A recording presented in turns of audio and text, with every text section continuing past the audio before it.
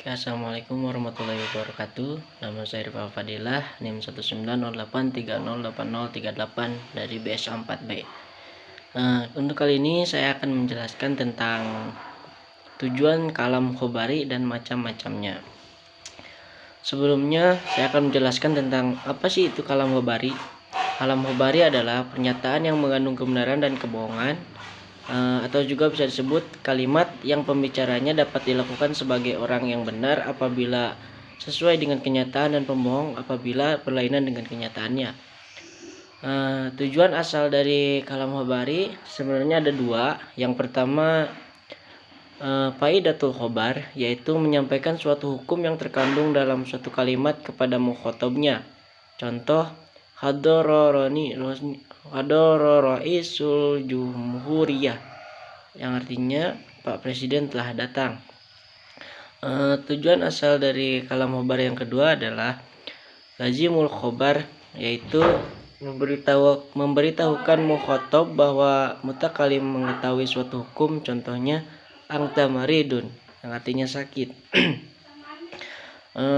Tujuan khobar selain tujuan asal ada beberapa juga tujuannya yang sesuai dengan subjek mutakalim dalam penyampaian suatu pernyataan. Yang pertama ada al-fakir, yaitu menyampaikan berita untuk menunjukkan kebanggaan. Contohnya sebagaimana sabda Rasulullah SAW, anna absahul arabi baida inni min Quraisy, yang artinya saya orang yang paling fasih berbahasa Arab, selain itu saya berasal dari keturunan Quraisy.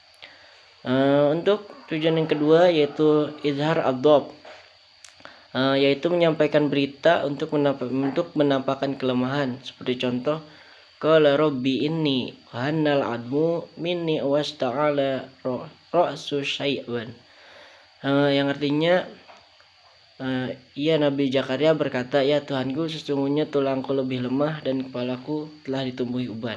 Quran surat Al-Maryam ayat 4. Yang ketiga ada at-tahasyur, yaitu menyampaikan berita untuk menunjukkan penyesalan. Contohnya sebagaimana disebutkan dalam Al-Quran yang mengisahkan tentang istri Imran yang melahirkan anak perempuan bernama Maryam. Contohnya, falamma wada'atha qalat rabbi inni was'atuha unsa, yang artinya maka tatkala istri Imran melahirkan anaknya, dia pun berkata, ya Tuhanku, sesungguhnya aku melahirkan seorang anak perempuan. Quran surat Al-Imran ayat 36. Untuk yang keempat ada al-istirham, yaitu menyampaikan berita untuk mohon kasih sayang dan belas kasihan. Contohnya, ini fakirun ila afillahi wa gufranihi, yang artinya saya sangat mengharapkan ampunan dan maghfirah dari Allah. Termasuk ke dalam bagian macam-macam kalam khobari. Kalam khobari terbagi menjadi 3 macam. Yang pertama ada kalam khobari ya. Yang pertama ada khobar ibtidai. Khobar ibtidai adalah apabila mukhatab tidak mengetahui tentang berita tersebut dan berita yang disampaikan tidak perlu menggunakan taukid. Contohnya abu kamarid, yang artinya ayahmu sakit. Yang kedua ada khobar tolabi.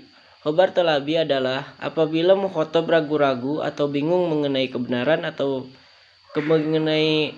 suatu berita, atau diharapkan mukhatab menjadi yakin akan kebenaran berita tersebut. Berita yang disampaikan lebih baik menggunakan taukid. Contohnya inna abaka maridun, yang artinya sesungguhnya ayahmu sakit.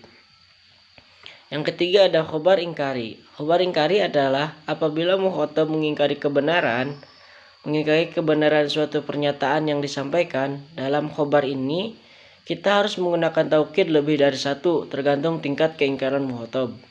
Contohnya inna abaka lamaridun, wa wallahi inna abaka lamaridun, artinya sesungguhnya ayahmu sakit, demi Allah sesungguhnya ayahmu sakit. Sekian dari saya. Wassalamualaikum warahmatullahi wabarakatuh.